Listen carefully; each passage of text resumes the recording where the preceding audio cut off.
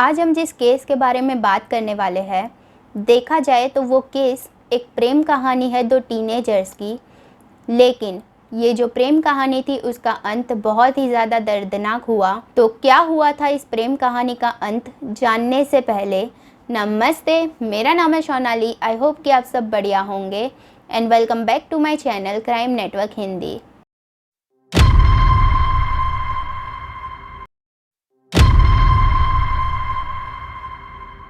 Welcome back. और दिल्ली से आई है लव धोखे की एक ऐसी कहानी जिसे सुनेंगे तो सच्ची मोहब्बत से यकीन उठ जाएगा। दिल्ली के जनकपुरी में एक पति ने अपनी पत्नी की निर्मम हत्या कर दी। इसी साल मार्च में साहिल और नैन्सी की शादी हुई थी, लेकिन शादी के बाद दोनों के रिश्ते बिगड़ गए। नैन्सी साहिल की आंखों में खटकने लगी और तब से उसे रास्ते से हटाने के लिए साहिल ने एक खौफनाक साजिश रची। पुलिस गिरफ्त में खड़ा ये शख्स साहिल है, जिसके चेहरे पर पत्नी की हत्या का रत्ती भर अफसोस नहीं। आज का हमारा केस स्टार्ट होता है 2017 में, जब एक म्यूचुअल फ्रेंड की बर्थडे पार्टी में 16 साल की नैन्सी शर्मा और 18 साल के साहिल चोपड़ा की मुलाकात हुई। नैन्सी शर्मा का जन्म 1999 में दिल्ली के जनकपुरी में एक मिडिल क्लास फैमिली में हुआ। वो लोग 3 बहनें थीं, जिसमें से नैन्सी सबसे बड़ी बहन थी। नैन्सी के पिता एक जिम्मेदार पिता की तरह दिन रात मेहनत करके अपने तीनों बेटियों को एक अच्छी लाइफ देने की कोशिश कर रहे थे। नैन्सी बहुत ही ज़्यादा खुश मिजाज और आउटगोइंग लड़की थी। उसके बहुत सारे दोस्त थे और उसे अपने दोस्तों के साथ टाइम स्पेंड करना बहुत अच्छा लगता था। उसे पार्टी करना भी बहुत पसंद था। अब दूसरी तरफ अगर बात करें 18 साल के साहिल चोपड़ा की, तो साहिल एक रिच फैमिली से बिलोंग करता था। उसके डैड का कार डीलरशिप और कार सर्विस का बिजनेस था। साहिल कई बार अपने डैड को बिजनेस में हेल्प कर देता था। वो कई सारी बिजनेस डील खुद ही हैंडल कर लेता था, तो उसे अच्छे कनेक्शन बनाना आता था। तो जब 2017 में साहिल की मुलाकात नैन्सी से हुई एक म्यूचुअल फ्रेंड की बर्थडे पार्टी के दौरान, तो दोनों ने पहली नज़र में ही एक दूसरे को पसंद कर लिया था। और जब तक बर्थडे पार्टी खत्म हुई तब तक दोनों के नंबर भी एक दूसरे से एक्सचेंज हो चुके थे। इसके बाद से वो लोग हर दिन हर रोज कॉल पर कई घंटों तक बातें किया करते थे और कई बार तो वो लोग मिला भी करते थे। अब दोनों एक दूसरे के बहुत ज़्यादा करीब आ चुके थे और दोनों एक दूसरे से प्यार करने लगे थे। जब नई नई मोहब्बत होती है तो प्रेमी और प्रेमिका को एक दूसरे की सारी चीज़ें बहुत ही अच्छी लगती है। प्रेमी अपने प्रेमिका के लिए चांद तारे तोड़ने तक के वादे करता है और प्रेमिका अपने प्रेमी से 7 जन्म निभाने के वादे करती है। और यही सारी चीजें हो रही थी नैन्सी और साहिल के साथ। दोनों जब भी बातें करते थे तो फ्यूचर की प्लानिंग किया करते थे। दोनों ने एक दूसरे के साथ पूरा फ्यूचर प्लान कर लिया था। अभी तक नैन्सी और साहिल के रिलेशन के बारे में किसी को भी पता नहीं था, लेकिन जब नैन्सी ने बहुत टाइम साहिल के साथ बिताया तब उसे पता चल गया था कि साहिल उसके लिए सीरियस है। तब उसने साहिल के बारे में अपने दोस्तों को बताना स्टार्ट कर दिया। एक दिन साहिल ने नैन्सी से कहा कि तुम हमारे रिलेशन के बारे में तुम्हारे पेरेंट्स से बात क्यों नहीं करती। मैं एक अच्छे घर का लड़का हूँ, लफंगा नहीं हूँ, हमारा एक अच्छा बिजनेस है, तो मुझे नहीं लगता कि तुम्हारे पेरेंट्स को हमारे रिलेशन के बारे में कोई भी प्रॉब्लम होगी। अगर वो लोग हमारे रिलेशन को अच्छे से समझेंगे तो शायद आगे जाके हमारी शादी के लिए भी वो लोग हाँ कर देंगे। अब ये सारी चीज़ें नैन्सी को एक फेरी टेल की तरह साउंड कर रही थी, क्योंकि नैन्सी इससे पहले भी कई सारे रिलेशन में रह चुकी थी, लेकिन कभी भी कोई भी रिलेशन इतना ज़्यादा सीरियस नहीं था। कभी भी किसी लड़के ने उससे शादी की बात नहीं की थी। तो ये सब सुनने के बाद नैन्सी साहिल के कहने पर अपने डैड से साहिल के बारे में बात करती है। नैन्सी अपने डैड को बताती है कि वो कैसे साहिल से मिली थी, कैसे वो दोनों एक दूसरे से बहुत ज्यादा प्यार करने लगे और वो लोग आगे जाके एक दूसरे से शादी करना चाहते हैं। लेकिन उस दिन नैन्सी के डैड ने उसकी सारी बातें सुनी, लेकिन कुछ भी जवाब नहीं दिया। जब नैन्सी की बातें खत्म हो गई तो उसके डैड ने सिर्फ उसे ये कहा कि तुम अपने कमरे में चली जाओ, मैं इसके बारे में सोचूंगा। और फिर दूसरे दिन नैन्सी के पिता ने साहिल के बारे में पता लगाया कि वो कैसा लड़का है, कहाँ का है, क्या करता है वगैरह। तो नैन्सी के पिता को पता चला कि साहिल बहुत ज़्यादा नशे करता है। जब पता करा हमने साहिल चोपड़ा के लिए कोई लड़का है आज था, शराब पीता था, काफी वो था।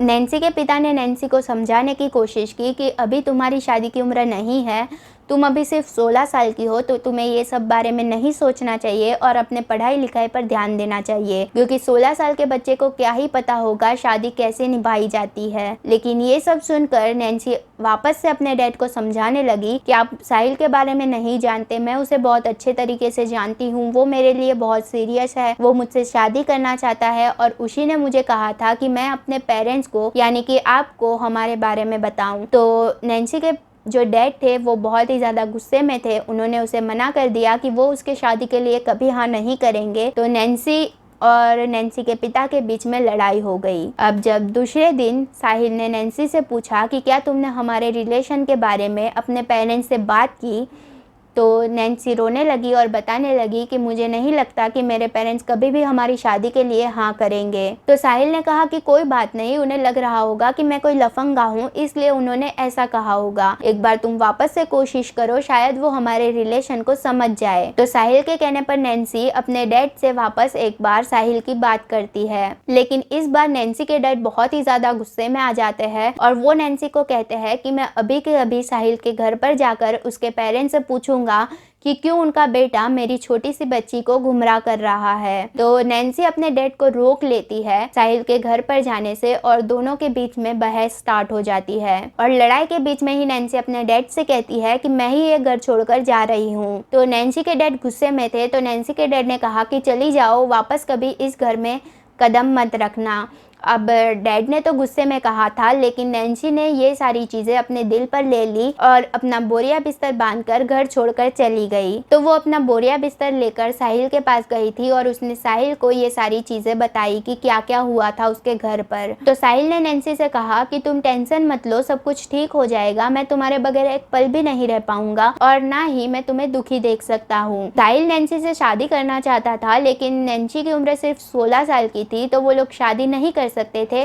तो दोनों ने डिसाइड किया कि वो लोग लिव इन रिलेशनशिप में रहेंगे। साहिल ने नैन्सी से कहा कि हम लोग एक फ्लैट लेते हैं जहाँ पर हम दोनों साथ में रहेंगे, जब तुम 18 साल की हो जाओगी तब हम लोग शादी कर लेंगे। अब ये सारी चीज़ें वापस से उसके लिए एक फेरी टेल की तरह साउंड कर रही थी, क्योंकि एक लड़का उसकी जिम्मेदारी लेने के लिए रेडी था। साहिल ने नैन्सी से कहा कि तुम ज़्यादा टेंशन मत लो, तुम्हारा सारा खर्चा मैं उठाऊंगा और तुम सिर्फ पढ़ाई पर ध्यान दो। अब नैन्सी और साहिल ने दिल्ली में ही एक कमरा किराए पर लिया और वहाँ पर लिव इन में रहने लगे।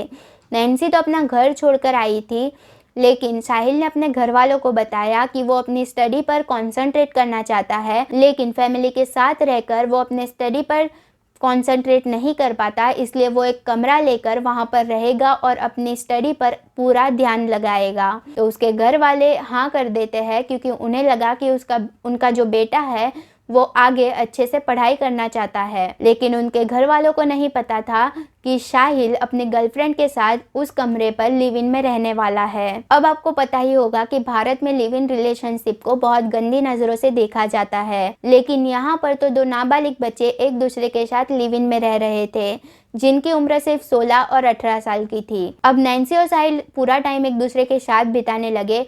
अब पेरेंट्स नहीं थे, तो नैन्सी एक फ्री स्पिरिट बन चुकी थी, वो कोई भी काम नहीं करती थी, सिर्फ अपनी पढ़ाई करती थी और बाकी का पूरा टाइम क्लब और शॉपिंग में बिताया करती थी। नैन्सी और साहिल ज़्यादातर टाइम क्लबिंग और लॉन्ग ड्राइव में बिताया करते थे। दोनों एक दूसरे के बहुत ज़्यादा करीब आ चुके थे। अब एक तरीके से देखा जाए तो नैन्सी के लिए साहिल उसका एक इमोशनल सपोर्ट बन चुका था। नैन्सी ने अपनी फैमिली से पूरी तरीके से कट ऑफ कर लिया था, वो अपनी फैमिली से बिल्कुल भी बात नहीं करती थी। अब साहिल और नैन्सी वेट कर रहे थे कि कब नैन्सी 18 साल की होगी और दोनों एक दूसरे से शादी करेंगे। देखते ही देखते 2 साल बीत जाते हैं। 2019 में जब नैन्सी 18 साल की हुई तो साहिल ने उसे प्रपोज किया शादी के लिए और नैन्सी ने हाँ कर दी और दोनों ने मार्च 2019 में शादी कर ली। नैन्सी ने 2 साल से अपनी फैमिली से बात नहीं की थी, लेकिन जब उसकी शादी हुई तो उसने अपनी शादी की फ़ोटो अपने सिस्टर को भेजी थी और उसने फ़ोटो के नीचे लिखा था कि आप लोग मेरी चिंता मत करना, मैं बहुत खुश हूँ। 7 मार्च को साहिल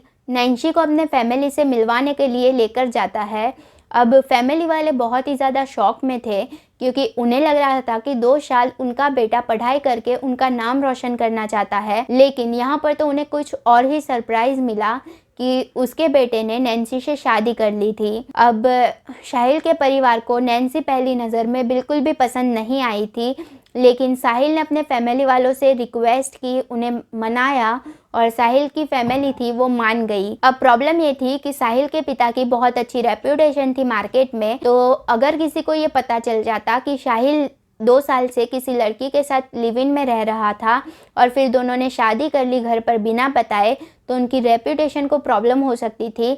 इसलिए साहिल के पिता ने साहिल से कहा कि तुम लोग 27 मार्च को अच्छे से रीति रिवाज के साथ शादी कर लो, जहाँ पर हम लोग सारे परिवार को बुलाएंगे ताकि उनकी रेप्यूटेशन को कोई भी प्रॉब्लम ना हो। तो पिता के बताने पर 27 मार्च को दोनों की शादी तय कर दी गई और उस वक्त नैन्सी ने अपने घर वालों को भी इनविटेशन भेजा था और उसमें लिखा था कि आप लोग मेरी शादी में ज़रूर आना और साहिल के पिताजी से बात कर लेना। लेकिन जब उनकी शादी थी तब नैन्सी के घर से कोई भी नहीं आया था और ये बात साहिल के पिता को बहुत खटकी थी। तो अब जब उनकी शादी हो गई तो 28 मार्च को दोनों एक नए घर में पति पत्नी के तौर पर रहने लगे। अब तक तो ये कहानी बहुत अच्छी चल रही थी, लेकिन अब ये कहानी एक नया मोड़ लेने वाली थी। जब नैन्सी और साहिल की शादी हो गई तो दोनों के बीच का प्यार अब कम होने लगा था। दोनों एक दूसरे से बहुत ज़्यादा झगड़ा किया करते थे, कई दिनों तक एक दूसरे से बात तक नहीं करते थे। साहिल ज़्यादातर टाइम अपना घर से बाहर बिताया करता था और नैन्सी घर में कई दिनों तक रोती रहती थी और उसे अपने ही घर में अकेला महसूस होने लगा था। वो अपने फ्रेंड्स तक से बात नहीं करती थी। उस वक्त नैन्सी ने सोचा कि क्यों ना अपने फैमिली से वापस से बात की जाए, तो उसने धीरे धीरे अपने फैमिली से बात करनी स्टार्ट कर दी और उसके फैमिली वालों ने भी उसे एक्सेप्ट कर लिया था। जितना वो अपनी फैमिली से नजदीक होती जा रही थी उतना ही साहिल से दूर होती जा रही थी। नैन्सी की एक फ्रेंड थी जिससे वो हर रोज बात किया करती थी मैसेज पर और वो लोग हफ्ते में 1-2 बार कॉल पर भी बात कर लेते थे। नैन्सी अपनी दोस्त को सारी चीजें बताया करती थी। वो लोग बहुत लंबे अरसे से दोस्त थे और वो लोग एक दूसरे से बहुत ज्यादा हंसी मजाक किया करते थे। जब से नैन्सी की शादी हुई थी नैन्सी अपनी दोस्त को शादी के ही मैसेज भेजा करती थी, यानी शादी के ही कुछ मीम्स वगैरह भेजा करती थी, लेकिन दोनों एक दूसरे को मजाक में लिया करते थे। नैन्सी ने कई बार साहिल के बारे में अपनी फ्रेंड को बताया था, लेकिन उसने सारी चीज़ों को मजाक में लिया था क्योंकि नैन्सी ज़्यादातर मजाक ही किया करती थी। एक बार 4-5 दिन हो चुके थे, लेकिन नैन्सी ने अपनी दोस्त को ना तो मैसेज किया ना तो कॉल किया। तो नैन्सी की दोस्त ने नैन्सी को कॉल किया, लेकिन नैन्सी का कॉल स्विच ऑफ आ रहा था। उसने साहिल को कॉल किया, साहिल का फोन लगातार बिजी आ रहा था। तो नैन्सी की दोस्त ने उसके घर पर कॉल किया, उसके फैमिली वालों को बताया। तो नैन्सी के जो पेरेंट्स थे उन्होंने सबसे पहले तो नैन्सी और साहिल को ही कांटेक्ट किया, लेकिन दोनों का कांटेक्ट जब नहीं हुआ तो उन्हें टेंशन होने लगी और उन्होंने तुरंत ही साहिल के घर पर जाकर साहिल के फैमिली वालों से पूछताछ की। तो साहिल की जो फैमिली थी उन्होंने भी बताया कि वो लोग कई टाइम से उन्हें कांटेक्ट करने की कोशिश कर रहे हैं, लेकिन उनका कांटेक्ट नहीं हो पा रहा। दोनों फैमिली बहुत ही ज्यादा टेंशन में थी। नैन्सी की फैमिली नैन्सी को पूरी दिल्ली में ढूंढने लगे, लेकिन नैन्सी के बारे में कोई भी क्लू नहीं मिल पा रहा था। उन्होंने नैन्सी और साहिल के जो फ्रेंड्स थे उनसे भी बात की, लेकिन कोई भी क्लू नहीं मिला। तब जाकर उन्होंने पुलिस में रिपोर्ट लिखवाई। कुछ दिनों बाद साहिल का अचानक से नैन्सी के पिता को कॉल आता है। नैन्सी के पिता उससे पूछते हैं कि मेरी बेटी कहाँ पर है, क्या वो तुम्हारे साथ है वगैरह। तो साहिल बताता है कि उसे नहीं पता कि नैन्सी कहाँ है। 11 नवंबर को वो लोग पानीपत के लिए गए थे एक बिजनेस डील के लिए, लेकिन उस वक्त बीच रास्ते में नैन्सी ने कहा कि वो शॉपिंग करना चाहती है, तो वो शॉपिंग करने चली गई और उसके बाद से वो वापस नहीं दिखाई दी। तो नैन्सी के पेरेंट्स की जो आखिरी उम्मीद थी साहिल, वो भी अब खत्म हो चुकी थी, क्योंकि साहिल खुद बता रहा था कि उसे भी नहीं पता कि नैन्सी कहाँ पर है। जब कोई भी क्लू नहीं मिल पा रहा था तो नैन्सी के पिता ने वापस से उस दोस्त से बात की जिसने सबसे पहली बार नैन्सी के बारे में उन्हें बताया था और उसे कहा कि तुमसे तो नैन्सी हर रोज़ बात किया करती थी, तो अगर तुम्हें नैन्सी के बारे में कोई चीज़ पता है जो हमें नहीं पता तो तुम हमें वो सारी चीज़ें बता दो। तो नैन्सी के पिता की दुख भरी आवाज़ सुनकर उसकी दोस्त ने सारी चीज़ें बताना स्टार्ट कर दी। नैन्सी की दोस्त ने बताया कि नैन्सी और साहिल के बीच में कुछ भी सही नहीं चल रहा था। जब से उनकी शादी हुई थी दोनों के बीच में लड़ाई झगड़े बहुत ज़्यादा बढ़ चुके थे और दोनों एक दूसरे से कई दिनों तक बात तक नहीं करते थे। इवन उसने एक स्कैरी मैसेज के बारे में बताया कि जैसे साहिल ने कहा था कि वो लोग 11 नवंबर को एक बिजनेस ट्रिप के लिए पानीपत जाने वाले हैं, उसके कुछ दिन पहले नैन्सी ने एक रोते हुए सेल्फी भेजी थी और उसके नीचे लिखा था कि अगर मुझसे कांटेक्ट ना हो पाए तो मेरी फैमिली को मेरे बारे में बता देना और कहना कि उसके पीछे साहिल का हाथ है। तो ये सारी चीजें जब उन्होंने सुनी तो वो और भी ज्यादा डर चुके थे और उन्होंने ये सारी चीजें पुलिस वालों को बता दी। पुलिस वालों ने तुरंत ही साहिल और उसके 2 दोस्तों को पकड़ लिया, जो कि 11 नवंबर को साहिल और नैन्सी के साथ पानीपत गए थे। जब पुलिस द्वारा साहिल से पूछताछ की गई तो साहिल ने वही सारी चीजें बताई जो उसने नैन्सी के पिता को बताई थी कि 11 नवंबर को वो लोग एक बिजनेस ट्रिप के लिए पानीपत गए थे, लेकिन बीच रास्ते में शॉपिंग करने के लिए नैन्सी ने गाड़ी रोकी और उसके बाद वो शॉपिंग करने गई लेकिन वापस कभी नहीं लौटी। लेकिन पुलिस द्वारा बार बार पूछताछ करने पर वो अपने स्टेटमेंट चेंज किए जा रहा था, वो अपनी टाइमलाइन चेंज किए जा रहा था। इवन साहिल ने बताया था कि नैन्सी तो दिल्ली में ही गायब हो चुकी थी, उसके बाद वो पानीपत गया था। तो पुलिस ने जब पता लगाया तो साहिल पानीपत गया था, लेकिन उसने कहा था कि नैन्सी दिल्ली में गायब हो रही है, जबकि उसकी लास्ट लोकेशन पानीपत की थी। तो अब पूरा शक पुलिस वालों को साहिल पर था और साहिल और उसके दोस्त की अच्छे से खातिरदारी जब पुलिस द्वारा की गई तो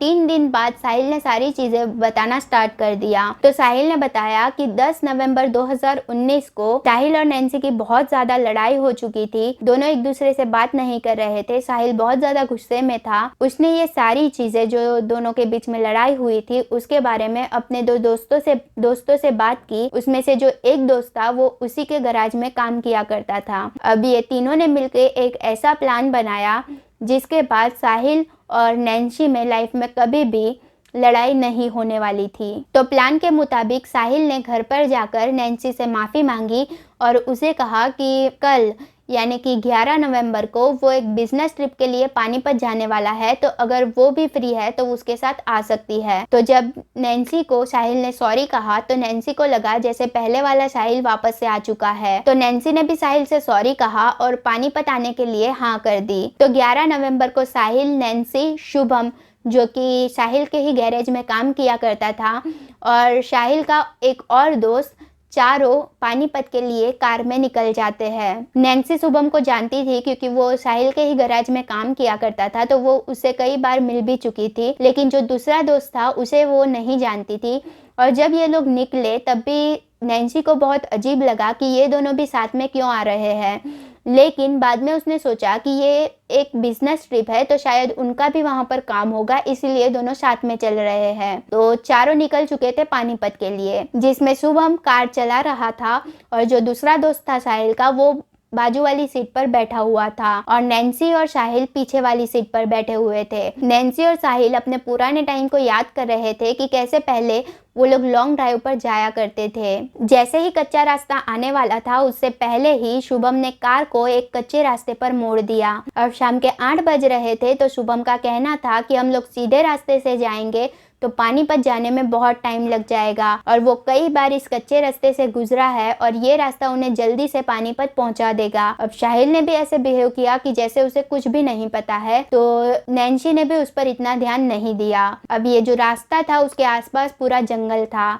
और बीच जंगल में शुभम ने जाके गाड़ी को खड़ा कर दिया और उसने कहा कि मैं अभी आता हूँ, मुझे जोर से लगी है। तो साहिल ने भी कहा कि मैं भी तुम्हारे साथ आता हूँ, मुझे भी लगी है। अब दोनों कार से दूर जा चुके थे। नैन्सी और साहिल का जो दूसरा दोस्त था दोनों कार के पास खड़े रहकर बातचीत कर रहे थे। अब साहिल के उस दोस्त ने अचानक से नैन्सी का हाथ पकड़ लिया और शुभम भी दूर से दौड़ता हुआ आया और नैन्सी का दूसरा हाथ पकड़ लिया और नैन्सी कुछ समझ पाती उससे पहले साहिल ने एक गन उसके सिर पर तानी, यानी कि नैन्सी के सिर पर तानी और 2 गोलियां चला दी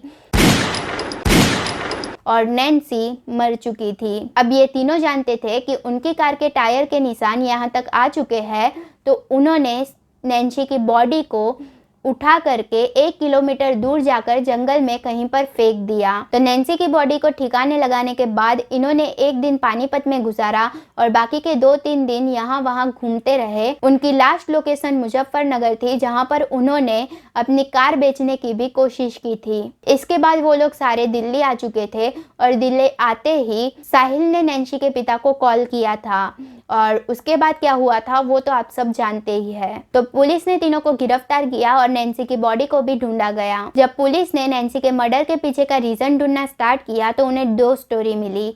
सबसे पहली स्टोरी थी जो कि नैन्सी के पिता और उसकी दोस्त द्वारा बताई जा रही थी कि नैन्सी और साहिल के बीच में बहुत ज्यादा अनबन होने लगी थी। तो साहिल बहुत ही ज्यादा गुस्से में था और वो उससे छुटकारा पाना चाहता था, इसलिए उसने नैन्सी का कत्ल कर दिया। 11 तारीख को बेटी को साहिल चोपड़ा झूठ बोल के लेके गया। मैंने मेरे को पेमेंट नहीं, तुम साथ चलो।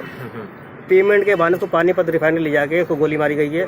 गोली मारने के बाद 1 किलोमीटर दूर लाश फेंक दी गई। दूसरी जो स्टोरी थी वो साहिल की फैमिली द्वारा बताई जा रही थी कि नैन्सी बहुत ही ज़्यादा फ्री स्पिरिट हो चुकी थी। वो कोई भी काम नहीं करती थी, ज़्यादातर टाइम अपना क्लबिंग और शॉपिंग में बिताया करती थी, बहुत ज़्यादा खर्च किया करती थी, जिससे तंग आकर दोनों में अनबन होती रहती थी, जिसके चलते उनके बेटे ने ये कदम उठाया था। पता लगा ये क्लब में डांस करती लड़की, हमने तब भी रखा। लड़की मुजरा करती थी, हमने तब भी रखा। हमने इतने सारे वीडियोस के हमने तब भी रखा, कभी नहीं बोला बच्चों को। अब ये काम बच्चे को इतना डिप्रेशन में डाल दिया था। रोज ड्रग्स लेनी है, 15,000 रुपए क्लबों में बच्चा परेशान कर दिया था उसने बच्चे को परेशान कर दिया था। तो ये था नैन्सी शर्मा और साहिल चोपड़ा का केस। आपके इस केस पर क्या विचार है आप मुझे कमेंट करके बता सकते हैं। अगर वीडियो अच्छी लगी हो तो वीडियो को लाइक कर दीजिएगा, चैनल को सब्सक्राइब कर दीजिएगा। मिलते हैं नेक्स्ट वीडियो में एक नई क्राइम की स्टोरी के साथ। तब तक के लिए बाय बाय, टेक केयर।